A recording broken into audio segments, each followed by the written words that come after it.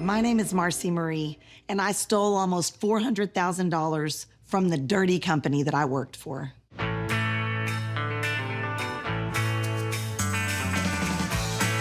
I'm from Texas. My parents are self-proclaimed hippies. Growing up, they taught me to question everything, question things politically. They gave me kind of this disruptor kind of attitude. I met Josh when I was in the 10th grade, and by the 11th grade, I was pregnant with my son. We were too young. We were too young. We don't know. I don't know what we were doing. I ended up getting pregnant again. By the time I was 20, I had 3 babies. But also, we knew that we had grown apart, that we had grown up and we weren't in love anymore, and we were toxic for each other. We were fighting in front of the kids. So I get the kids and I go to visit my aunt. By the time I got home, he had moved out and he took his paycheck with him. And I didn't know what I was gonna do. I had been completely financially dependent on my husband, and now I'm 24 years old. I'm getting a divorce. I have 3 children. I have never had a real job, so I applied everywhere. The company that hired me was a bleach manufacturing company. The goal of this company was never about selling bleach or selling any kind of product. It was about selling the company. They wanted somebody to buy out the company for much more money than they bought it for. These were big-time entrepreneurs that would buy out companies and undersell their competitors to make lots of money, no matter the damage that it caused anyone else. They're really trying to screw over other manufacturing plants. They had 2 goals. One would be the competitor goes out of business, or the second, the competitor, they would end up getting so desperate they would buy out our company. So the company that I worked for was not making any money. We were losing money so that they can undersell the competitors. And part of my job duties was to call the big boss, the money man, and say, hey, we need a deposit because the power bill was due and I'm not gonna be able to pay this out. He would just wire over $40,000 or $60,000 or whatever. He'd just wire it from his personal account for us to cover expenses. But he wanted the books to look like the bleach plant was making money. One time when I called and I asked, hey, we need a wire, he said, okay, well, mark it as this in the book. He wanted me to act like that was an accounts receivable instead of him making a wire deposit. So I'm changing up the way things look in our books. Instead of it looking like the owner gave us this big amount of money, it looked like someone paid us for a bleach order. My boss asked me to cook the books. At that point, I didn't think it was illegal, but I felt it was morally wrong. But what am I gonna do, quit? No, absolutely not. I couldn't quit my job. I felt trapped. The potential for me finding another job, even at that salary, was very limited. I knew I needed a job to cover my expenses, my children's expenses. So in the end, I did it. I did what I was told to do, and I changed transactions in the books and made it look like the company was a lot more successful than it was. Making $12 or $13 an hour, I was still struggling. I was still having to borrow rent money to make a car payment so they didn't come pick up my vehicle or default on my electricity. I remember my power getting cut off so that I could pay my rent. It was like a juggling act all the time. I was making $12 or $13 an hour and doing this maybe illegal thing, and I did ask for a raise. And do you know that these wealthy men gave me a 50-cent an hour raise, and I felt like that was a slap in the face. Any little bit of respect I had for these guys at that point, it went out the window. I knew I deserved this money. I earned this money. If you're not gonna give me a raise, I'm gonna take my own raise. I was dealt a bad hand and I was gonna have to change my luck.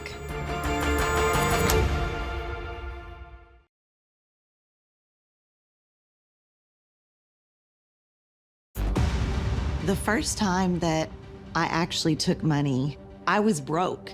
I didn't have money for anything. Like there was zero, maybe even negative in my bank account. I had been watching these wire transactions take place. I saw how easy it would be to make it happen.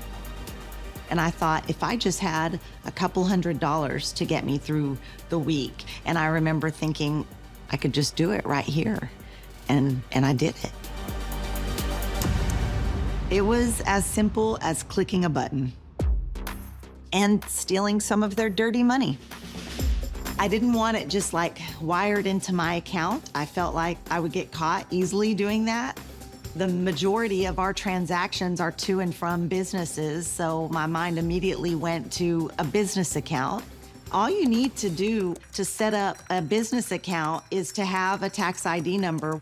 And so I searched online, and then I opened up the company's bank account and I wire transferred $200 to this fake business account. And it worked, and it was smooth, and it was easy. And then I withdrew the money, and I remember thinking, this kind of saved me for this week. I had convinced myself internally that that was like a bonus that I deserved because of the work that I was doing. And so the next time when rent payment was due and I was like $400 shy, how do I get this rent payment? And I just repeated it. It kind of snowballed really fast. Like once you start kind of getting that fast money and that adrenaline, and you want that feeling again, and you do it again and again, it becomes addictive.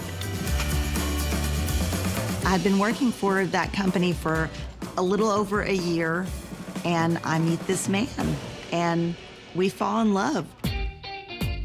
We end up getting married and having 2 children back to back. So now I felt even more under pressure. Now I have 5 kids. Now I have a husband who doesn't have a clue what I'm doing and is trying to build his own business. He's not making any money.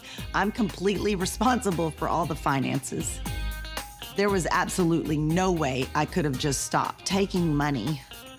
By the 3rd year, I was getting several $1,000s a month. I was probably tripling my income with stolen money. I paid a truck off so that I didn't have a car payment. My kids are dressing better. I'm dressing better. We're going on family vacations, which I never thought we would be able to afford before. It felt great to be able to give my kids things, but I was lying to the people that I cared about the most. You know, my mom, my dad. Not just my bosses at work that I didn't care about that much, right? But I was literally lying to everybody, and I felt guilty and shameful and scared. So like the #1 rule when you're moving money in this way and keeping this fraud up is you have to keep the money moving. If that money stops, it throws up a red flag to the bank and it's game over. I woke up one Friday morning like a normal work day, and the entire state of Texas is covered in ice. I went on my phone to check the bank accounts, and the storm had knocked the Wi-Fi out. When it's icy, the whole state shuts down. The schools were closed, businesses were closed, and I know I need to get to work so that I can get on my work's bank account and move the money around. I start telling my husband, I have to get to work. It's my work day. I have to go to the office. We have important things happening. And he's telling me nothing is happening. Everything is closed. I had a choice to make. I could have told my husband, if I don't do this, I'm going to prison. And if I did that, it might incriminate him. So I decided to just write it out. And I just thought about it all weekend and worried over it, meanwhile trying to act normal around my family. And then my boss, the general manager of the plant, called me on the weekend, which wasn't that unusual. But this time he called to tell me that our big bosses are gonna be flying in and we would have a meeting that Monday morning. I was panicked, I was anxious. Like I had fleeting thoughts of like running, going on the run, or trying to escape this, but how do you go on the run with all these kids? I knew that I had to go into work on Monday. I walked into my office and the big boss, the money man, he was in my office sitting in my chair. My heart was racing. And so I just sit across from him. I was scared. My palms were sweaty. And he opens this folder and lays all these papers out. I look down at the papers and it's all of my transactions. I know immediately what it is. And he just says, "What is all of this?" I looked at him in the eye and I said, I think that you already know what all of this is. And there was just this like second of silence and I'm just waiting. The door opens and it's two police detectives. Come on. The detective, he just said, "Hey, we want to question you. Can you come with us?" And I went with them. He took me to a typical interrogation room. I mean, it looked like an interrogation room that you see on Law and Order. And I just thought, how did my life get here? It felt like it was overnight, even though it was a number of years. So I admitted to everything. I couldn't hold it in anymore, and frankly, it felt good to let it all out. When the detective said that I was under arrest, my immediate thought was, who's gonna get the kids from school? But they put me in handcuffs and take me to the jail. So I took $367,000 from the company I worked for. They charged me with theft over $200,000. I pled guilty. You know, I was guilty. The district attorney's office, they brought an offer and I'm still hoping like maybe probation. I don't know, like maybe probation and I have to pay the money back. And instead, my first offer was 40 years. The reality of that number, it just came crashing down on me. I thought I was gonna die right then.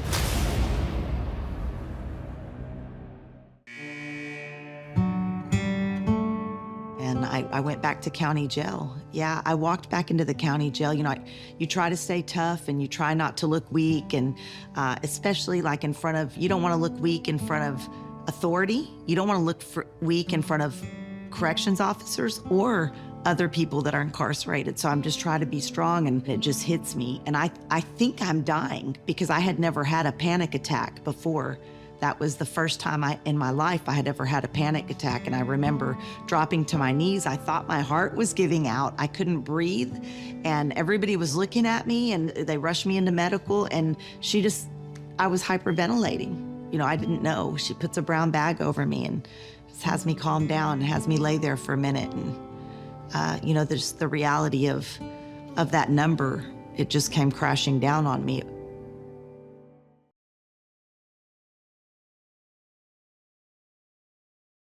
My lawyer said, if you sign for this, you know, I said, there's no way I'm signing 40 years of my life away. Absolutely not. Ultimately, I was sentenced to 20 years. I got to see parole at 2 years, at 3 years, 4 years, 5 years. And I kept getting denied for parole for the same reason, which is significant monetary loss. So it was like, you took this money, there's nothing you can do about it now, but we're just gonna keep denying your parole. When you play with other people's money, you are playing with your life.